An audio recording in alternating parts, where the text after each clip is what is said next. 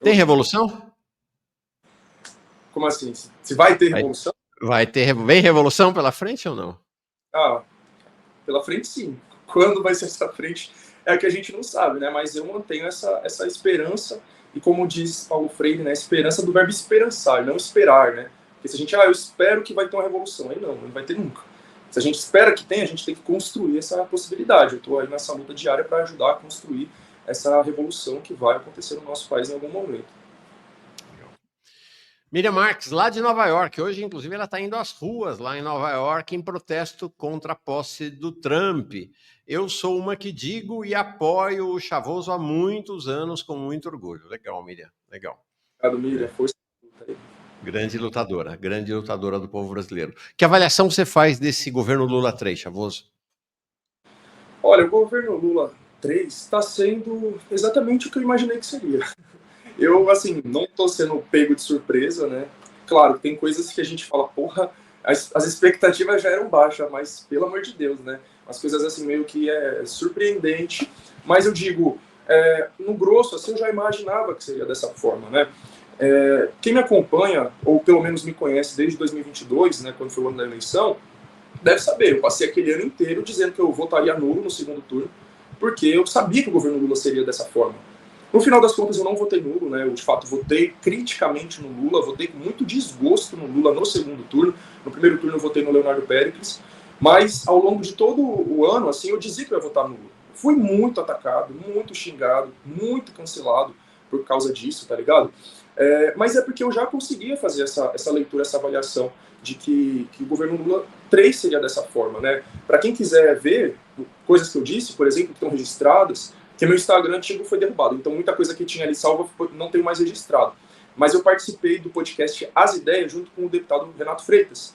E ali eu fui perguntado sobre isso, eu falei, mano, o governo Lula, se ele for eleito, né, o Lula foi eleito, vai ser o governo mais conservador, mais direitista e mais liberal de todos, por causa disso, disso e disso. Eu expliquei tudo ali. E aí, por que eu já imaginava, eu já sabia que seria dessa forma? Vários motivos, né, mas o principal deles foi pela escolha do Alckmin como vice. As pessoas acham que isso é um detalhe, né, diziam para mim, não, isso é um detalhe, isso aí não significa nada. Mano, o vice não é pouca coisa, não, sabe? É simplesmente a pessoa que está sendo escolhida para estar na linha de sucessão presidencial em qualquer ocasião que o presidente não esteja ali, desde doença, cirurgia, viagem, até impeachment, enfim, qualquer situação, né? Então não é qualquer pessoa que está sendo colocada ali. Outros motivos também, né? Naquele ano de 2022, a Gleisi Hoffmann, presidenta do PT, se reuniu com empresários, né, incluindo o dono da Riachuelo, que era um grande bolsonarista, apoiador do governo Bolsonaro, e nessa reunião com empresários ela disse que ia manter o Campos Neto na presidência do Banco Central. Então, assim, foi uma série de acenos que foram feitos. Tá certo que não foi mantido, né, mas, enfim, escolheram outro que também não é nada de bom para o nosso lado. Enfim, então, uma série de acenos foram feitos ali para a burguesia para dizer que grandes mudanças não aconteceriam. Eu acredito que essa escolha do Alckmin como vice foi a principal delas. Isso é uma coisa que me deixou extremamente indignado na época. Eu dizia que eu ia votar nulo principalmente por conta disso também. Eu dizia, mano, não tenho coragem de apertar o número na urna e ver a cara do Alckmin ali. Para quem não sabe ou não se lembra, o Alckmin, antes do Bolsonaro, o Alckmin era talvez o maior inimigo da esquerda, não sei se você pode dizer no Brasil, mas pelo menos aqui no estado de São Paulo. O Alckmin foi presidente do PSDB por mais de 20 anos, que era o principal partido da burguesia paulista e um dos principais da burguesia brasileira junto com o MDB. O Alckmin foi presidente desse partido por décadas. O Alckmin foi governador do estado de São Paulo por 16 anos. Durante esse período, todos os indicadores pioraram. Todos. Com destaque para a educação pública e para a segurança pública.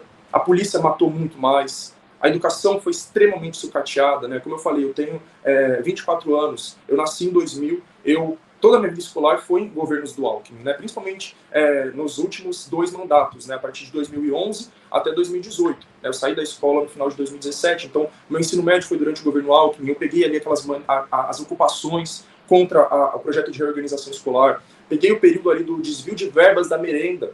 Minha merenda na escola era bolacha, e olhe lá, né? A gente almoçava bolacha, sabe? Tinha escolas que nem isso tinham.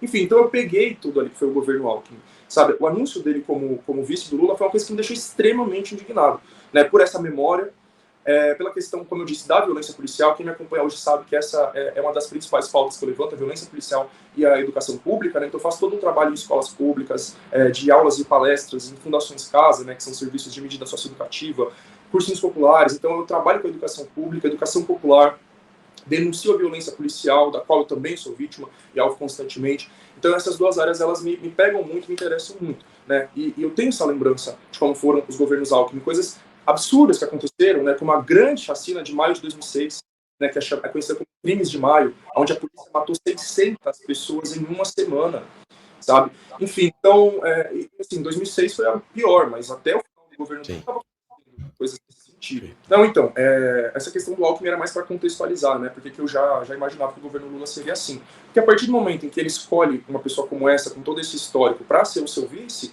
significa que ele está normalizando todas essas coisas, né? Para além do próprio fato de o Alckmin ter apoiado tudo que aconteceu no país nos anos anteriores, né? Então, o golpe de 2016, todo o governo Temer, etc, etc. Né? As políticas que o Temer implementou, a própria prisão do Lula, né? O cara debochou dos tiros que deram na caravana do Lula em 2018. Enfim, mas qual que é a questão, qual que é a avaliação aí que boa parte da esquerda não faz? O governo Lula e as eleições de 2022, elas não estão assim soltas no espaço-tempo. A gente está dentro de um contexto, dentro de uma conjuntura histórica, de um momento histórico que se inicia ali em 2016, principalmente, né, com o golpe de 2016, com o impeachment da Dilma. A partir dali a gente entra numa nova conjuntura no nosso país. Então, o impeachment da Dilma, o golpe que acontece em 2016, é principalmente porque ela não aceita implementar o projeto da Ponte para o Futuro que a burguesia do Brasil impôs ali para ela, que incluiria mexer na Previdência, mexer em direitos trabalhistas, mexer na educação pública, no Banco Central. A Dilma, ela fala assim, beleza, eu até posso implementar isso, mas devagarzinho, aos pouquinhos, porque senão isso vai foder com a vida do povo pobre, tá ligado? Então ela tenta ir um pouquinho mais para a esquerda ali, e a burguesia fala, não, a gente não quer devagar, a gente quer rápido, e derruba ela para que o Temer faça isso rápido. Né? Então o Temer vai fazer a reforma do ensino médio nas primeiras semanas de governo, ele vai fazer a reforma trabalhista, ele vai tentar mexer na Previdência, mas ele não consegue fazer a reforma da Previdência, né, em 2017, porque tem uma greve gigantesca que derrota essa reforma. Eu participei dessa greve ali, os meus 17 anos, foi a minha primeira greve que eu participei, e a reforma da Previdência é derrotada no governo Temer, mas aí na sequência veio o Bolsonaro para dar continuidade a tudo isso. Né? Então, para que isso acontecesse, eles prendem o Lula, porque eles não deixariam que o PT voltasse ao poder naquele momento, prendem o Lula, o Bolsonaro é eleito com o apoio da burguesia brasileira, ele vai fazer a reforma da Previdência nos primeiros meses de governo, vai fazer a autonomia do Banco Central, como o Jones diz, a privatização do Banco Central, e outra série de políticas que dão continuidade a esse projeto da Ponte para o Futuro. E aí chega em 2022. Para que o Lula pudesse ser eleito, para que a burguesia aceitasse o Lula, ele precisaria garantir que ele ia dar continuidade a todo esse projeto. Ele não poderia bater de frente com isso ou revogar tudo isso, né? Por isso que eu dizia que se o Lula fosse eleito, as coisas não iam mudar, as coisas não iam melhorar, sabe? Ia ser uma continuidade, um aprofundamento do que já estava acontecendo nos anos anteriores. Uma coisa importante, um fato importante que eu gosto de lembrar sempre, foi uma fala do banqueiro André Esteves em 2021. Esse banqueiro que recentemente um vídeo viralizou, né, porque ele estava debochando da esquerda, dizendo que eles conseguiram privatizar a Sabesp, privatizar a Eletrobras, sem grandes manifestações. Esse banqueiro é engraçado, porque ele é muito boca aberta, né? Ele gosta de falar o que a burguesia pensa e deixa escondida. Em 2021, ele, numa reunião, numa palestra, ele diz o seguinte: o Bolsonaro pode ser o favorito para a reeleição desde que ele pare de falar tanta besteira. E o Lula pode ser o favorito desde que ele se afaste da esquerda, vá mais para o centro, coloque alguém como Kassab de vice, Gilberto Kassab, e alguém como o Meirelles no Banco Central. Então, olha só, ele dá condições para que um ou outro seja o favorito da burguesia. Né? O Bolsonaro era só parar de falar besteira. Era só isso que incomodava a burguesia. O Lula não, ele tem que deixar de se afastar da esquerda, se aproximar do centro, colocar tal pessoa de vice.